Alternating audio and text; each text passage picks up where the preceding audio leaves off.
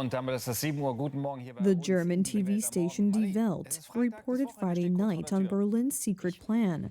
The CDU-CSU faction, which won the last election, is to work on an alliance with neighboring countries to stop illegal immigration. Significantly secret talks with Poland, the Czech Republic, Austria, Switzerland, and France are said to be already underway. For the first time in the context of sending migrants back to Poland, Germany says this will be possible even without the consent of the countries to which migrants are to be transferred. It is said that this happened not only with Poland, but also with Austria, and Nancy Faeser, the current interior minister, was also involved. She is said to have already traveled. During her last trip to Jordan, she negotiated this with the Austrian interior minister. So if it is indeed true that an agreement has been reached, then of course it will be possible to turn people away at the borders, because the neighbors will give the green light, so to speak. But of course not everything is settled yet. It has to be said that negotiations, if they actually take place, are certainly still ongoing. The Bild Daily, on the other hand, talks about the 5 steps of Friedrich Merz, typified as Germany's future chancellor, who is supposed to be responsible for developing the secret plan. First, secret negotiations are to be held with Poland, the Czech Republic, Austria, Switzerland, and France. According to Germany's Bild, each country has already signaled its firm willingness to cooperate. In the second step after his election as chancellor, Merz wants to hold a summit where the agreement will be signed. Later, the German government will regulate it in its laws. The federal police will not let in illegal immigrants, even those seeking asylum. The final, 5th step is supposed to be a domino effect. That is, other countries will follow in Germany's footsteps. This is supposed to be the solution to Germany's huge problems with the influx of illegal migrants. The Germans committed foolish acts, and now we are to pay for it. We are to bear the consequences. It was the German chancellor who invited the immigrants, but now they are to be dumped into Poland. Well, this cannot be allowed, because turning these people back at the borders will make them stay in our country, for example. And this is a threat to the security of Poland and Poles. In all European countries where migrants from Africa have appeared, there has been an exponential increase in crime, from simple theft in public transport to group rapes.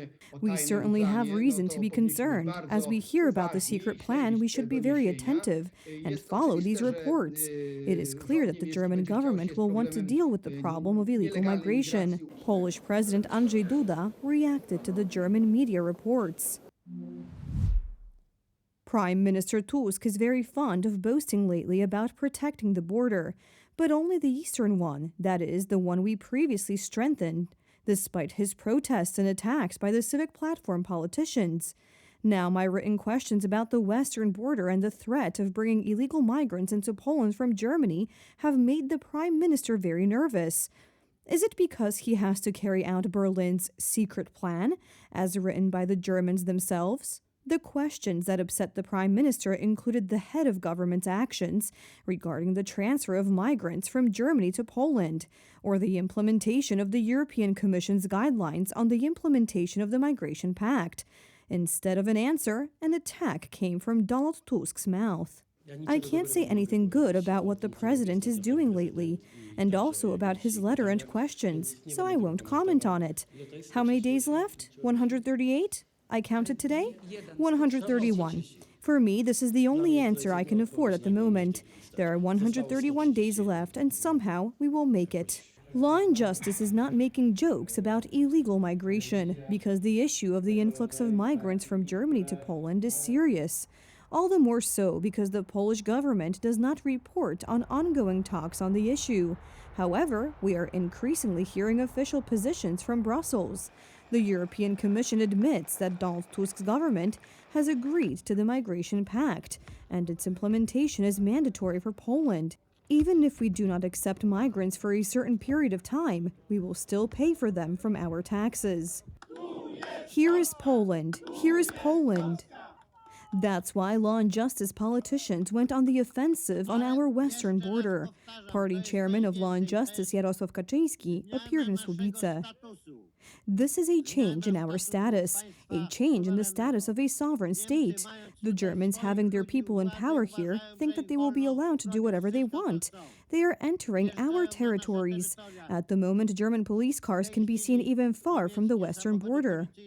In Rosówek, Mariusz Błaszczak vividly compared the situation in Poland and in Western European countries that have willingly accepted illegal immigrants.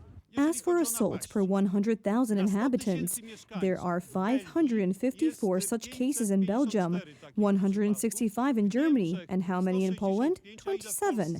As for rapes in Belgium, in France, it is 29 per 100,000, and in Poland, it is 2.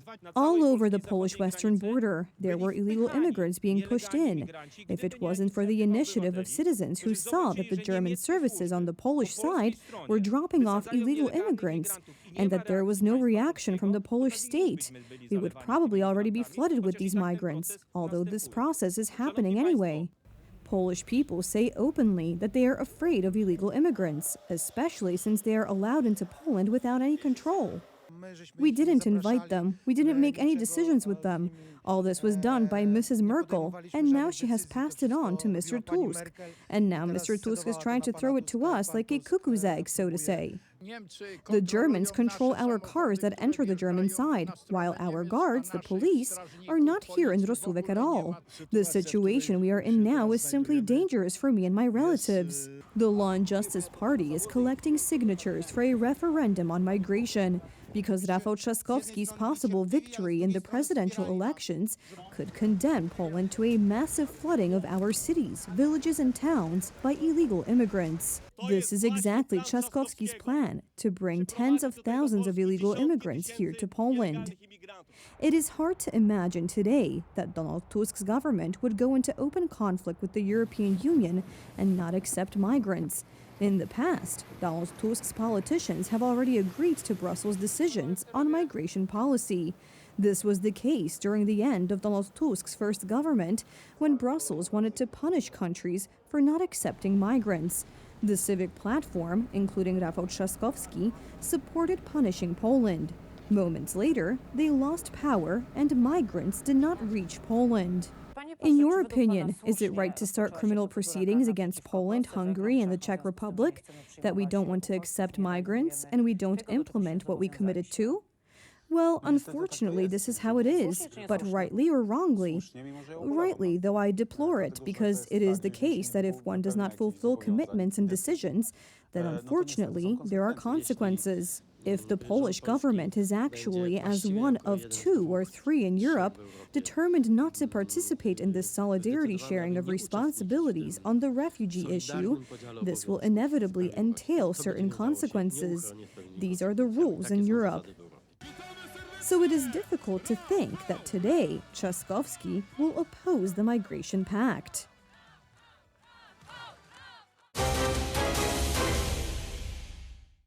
Nearly 2,000 victims and hundreds of people still trapped under the rubble of collapsed houses. A dramatic rescue operation is underway in Myanmar, the former Burma, after a devastating earthquake. The first rescue teams from across the border are reaching the country plunged into chaos. A dramatic race against time. Most towns in central Myanmar lie in ruins. It was the first time in my life that I felt such intense tremors. I had never experienced anything like this before.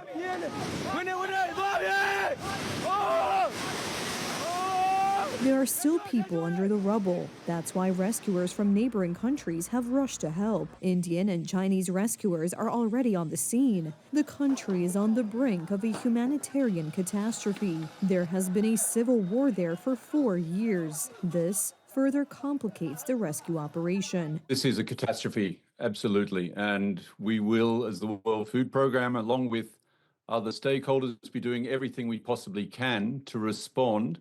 We must move quickly. Lives are at stake. We are fortunate that the government has now requested international support. The Americans have also promised to help. The U.S. president has spoken with Myanmar authorities. We're going to be helping. We've already alerted the people. Yeah, it's terrible what's happened. It's a real bad one, and we will be helping. We've already spoken with the country. Houses, but also temples, thousands of years old, have been left in ruins. One of Myanmar's largest and oldest monasteries was damaged. The situation in Mandalay is really bad right now. The clock tower near Mandalay, monastery, collapsed and was damaged. And the obvious part is the old sky bridge sustained damage. I'm sure it's already on social media. And part of the Mandalay moat collapsed and it was damaged. So I think some historic sites from the Myanmar Kingdom era have collapsed, so it's really difficult to estimate the total loss and damage. A desperate rescue operation is also underway in neighboring Thailand. In Bangkok, the structure of a high-rise building that was under construction collapsed. Dozens of construction workers were under the rubble. That hope is likely to go 72 hours on from the quake itself. So time is running out, and when you consider that temperatures in the capital have been touching 36 today, you understand why this is such a heart-rending task. The Myanmar earthquake was one of the most devastating in years. The epicenter itself was relatively shallow beneath one of the country's most populated areas. The tremors were felt hundreds of kilometers away, including in China. According to estimates, the number of victims, which has already reached 2,000, could rise significantly, as rescuers have yet to reach many places.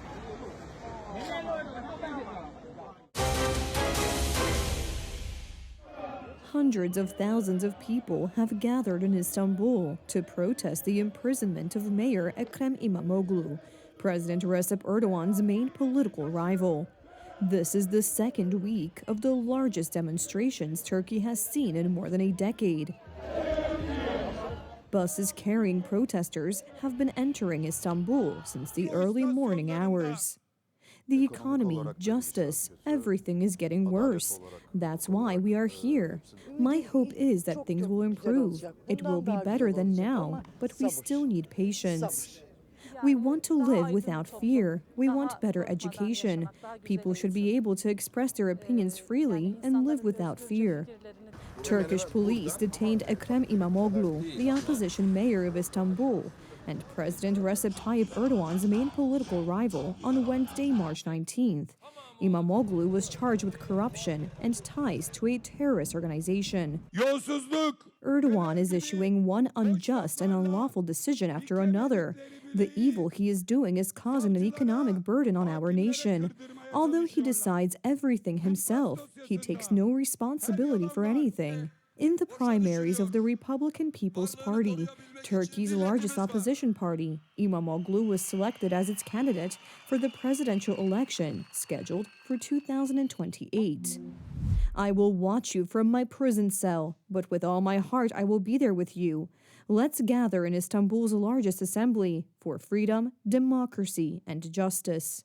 The arrest of a popular politician has sparked the largest wave of protests in Turkey in more than a decade, dominated by young people with a wide variety of views. I am not afraid and will continue to resist. I call on everyone not to be afraid. If you are afraid, they will come for you. As a woman and a mother, I am not afraid. One day, justice will be served. Major opposition political forces, human rights organizations, and Western countries say the case against İmamoğlu is a politicized effort to eliminate a potential electoral threat to Erdogan. When we look at the history of humanity, in all countries, all administrations, all regimes where there was such oppression, sooner or later, the public won. Despite demonstrations often suppressed by police with pepper gas, water cannons, and rubber bullet guns, Istanbul, which is slowly entering the tourist season, continues to attract huge numbers of tourists from all over the world.